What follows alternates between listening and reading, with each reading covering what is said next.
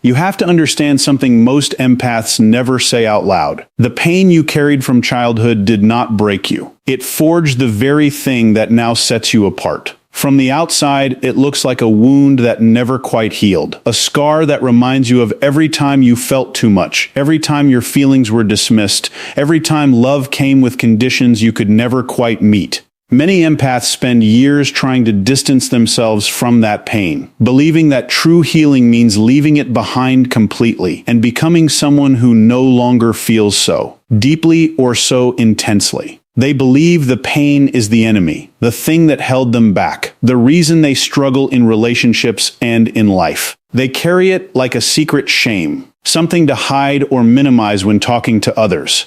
Something to apologize for when it surfaces in conversations or moments of vulnerability. They look back on their younger selves and wish they could protect that child from all the confusion, all the rejection, all the moments when their sensitivity was treated as a problem instead of a gift. They replay those memories and wonder why they had to feel everything so intensely while others seem to glide through life untouched.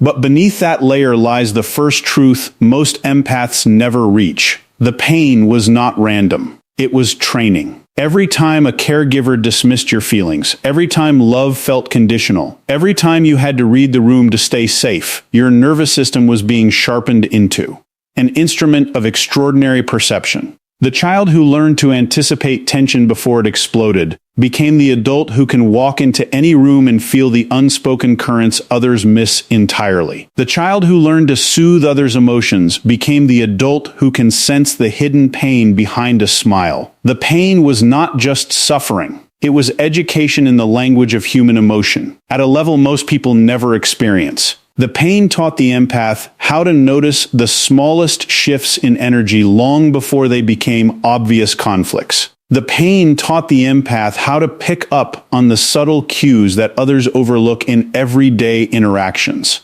But there's something deeper most never see. What looked like hypersensitivity was actually hyper-awareness. The same nervous system that once scanned for danger to survive is now the same nervous system that can detect subtle shifts in tone, micro-expressions, and energetic changes that most people never notice. This was not a flaw. It was preparation. It taught the empath how to notice what others ignore. It taught the empath how to feel what others deny. It taught the empath how to understand what others pretend not to see. The pain trained the empath to pick up on the smallest signals long before they became obvious problems. The pain turned the empath into someone who could read between the lines in any conversation, in any relationship, in any environment. The pain created a level of perception that others can only dream of having. Even deeper, the truth most empaths never reach is this. Childhood pain did not weaken you. It removed your ability to be easily fooled. It installed a permanent filter that now protects you from the very manipulations that once shaped you. The empath who once felt invisible learned to see what others hide. The empath who once felt too much learned to feel with precision.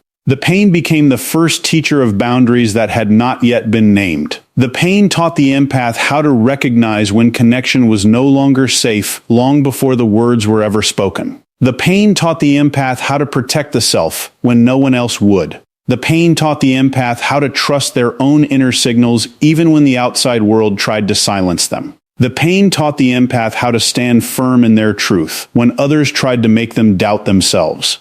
And at the deepest layer of the before stage, the collective experience shows that what felt like abandonment was actually preparation. The empath who once had to earn love through overfunctioning learned the exact cost of self-abandonment. The empath who once felt responsible for everyone else's emotions learned how heavy that responsibility truly is. The pain that once made the empath shrink taught the empath how to stand tall when the time came. The pain that once made the empath doubt their worth taught the empath how to value their own sensitivity as a rare and powerful gift. The pain that once made the empath feel alone taught the empath how to stand in their own truth without needing validation from others. The pain that once felt like a curse quietly became the foundation for a level of insight that most people will never possess. The pain that once felt overwhelming became the very thing that now allows the empath to move through the world with a level of clarity and strength that others can only admire from a distance. The pain that once felt like a burden became the very thing that now gives the empath an edge in understanding human nature at its most raw and honest level. If you are an empath, you have likely felt this exact weight.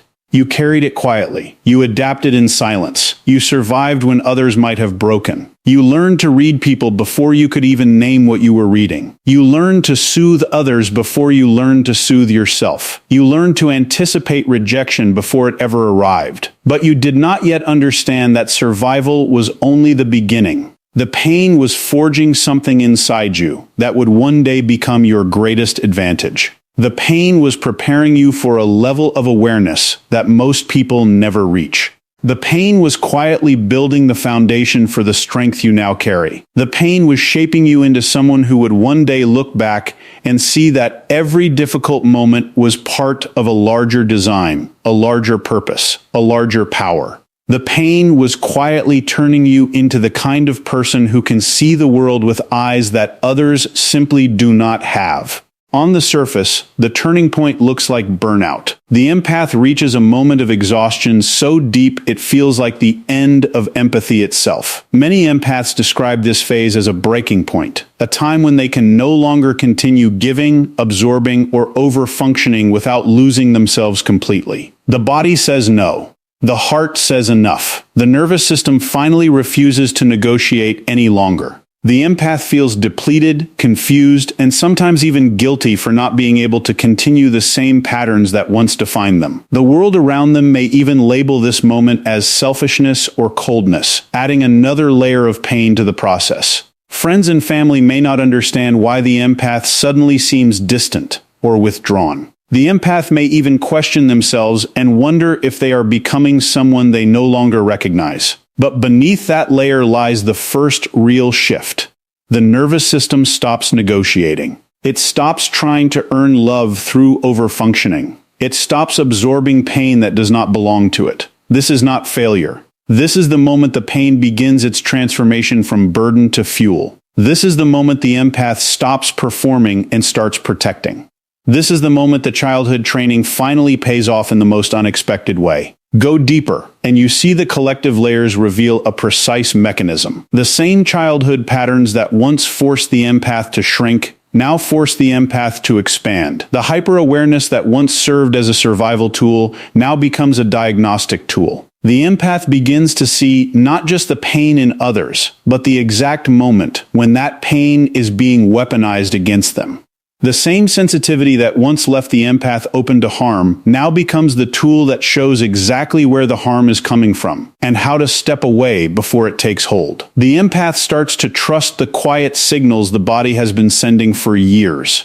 The empath starts to see the patterns that were always there, but were previously ignored in the name of connection. Even deeper, the truth most empaths discover only at this threshold is that childhood pain creates a unique form of emotional intelligence. It is not soft empathy. It is surgical empathy. It cuts through deception. It sees the gap between what people say and what they actually feel.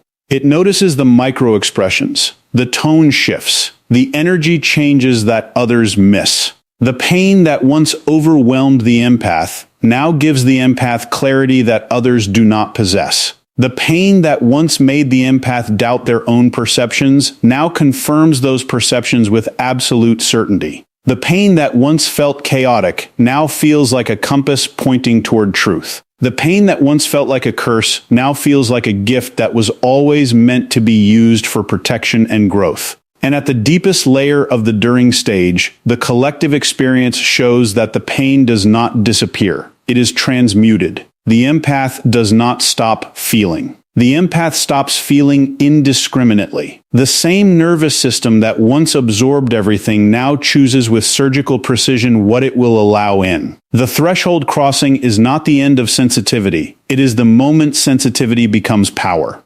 The threshold crossing is not the loss of the empath's heart. It is the moment the heart finally learns to guard itself, while still remaining open to what is worthy. The threshold crossing is not the death of empathy. It is the birth of empowered empathy. If you are an empath watching this right now, you may be in this exact phase. The exhaustion is real. The confusion is real. The sense that something fundamental is shifting inside you is real. The old ways of relating no longer work. The old patterns no longer fit. The old version of you is no longer sustainable. The old ways of giving no longer feel safe. The old version of empathy that required self-sacrifice no longer feels right. But what you are feeling is not the end of your sensitivity. It is the beginning of its mastery. The pain is no longer controlling you. You are beginning to control the pain. You are beginning to direct it. You are beginning to use it as the powerful tool it was always meant to become. You are beginning to see the childhood pain as the very thing that is now giving you the strength to move forward with clarity and confidence.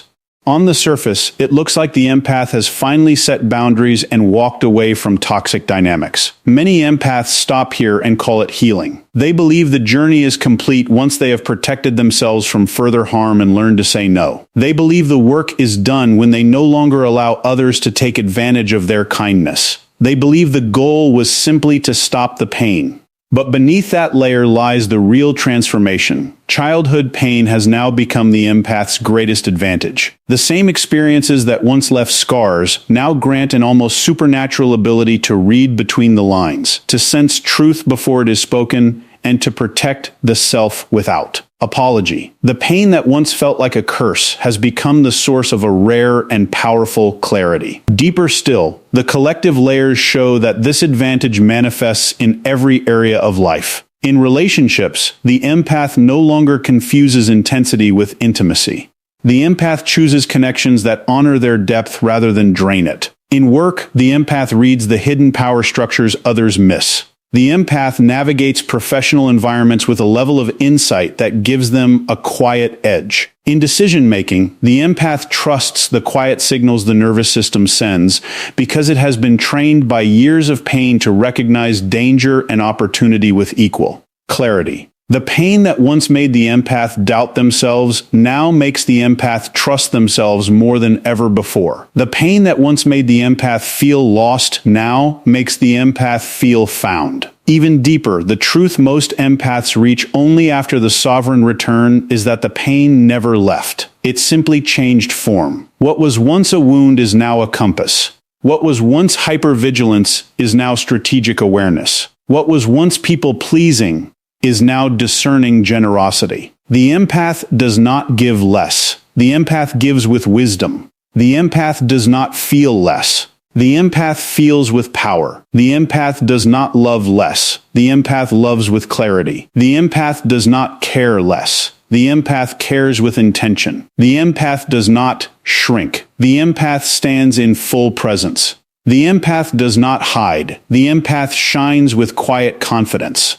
And at the deepest layer of the afterstage, the collective experience reveals the final gift. The empath who has walked through this transformation becomes a quiet force in the world. Not because they are loud, not because they seek attention, but because they see clearly, feel deeply, and protect their energy with the same precision childhood once demanded for survival. The pain that once defined them has now refined them into someone who moves through the world with both tenderness and strength. The empath who once felt broken now feels whole. The empath who once felt too much now knows that their sensitivity is their greatest power. The empath who once felt alone now knows they are never truly alone when they stand in their own truth. The empath who once questioned their place in the world now knows their place is exactly where they choose to stand. If you are an empath who has reached this stage, you already know the difference. You move differently. You speak differently. You choose differently. The pain that once defined you has now refined you.